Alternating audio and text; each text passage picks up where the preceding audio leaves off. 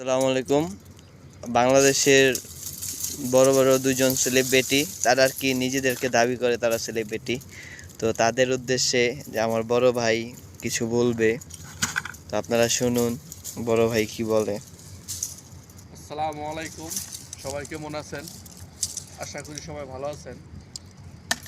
তাই আমার কিছু কথা লাল আর প্রিন্স মামুনকে নিয়ে। মোবাইলটা চালু করলেই লাল আর মামুনের ভিডিওগুলো আমার মোবাইলে চলে আসে। তাই মোবাইলের ভিডিওগুলো দেখি আমি। দেখার পরে যা বুঝলাম, প্রিন্স মামুন মধু কম খায় নাই।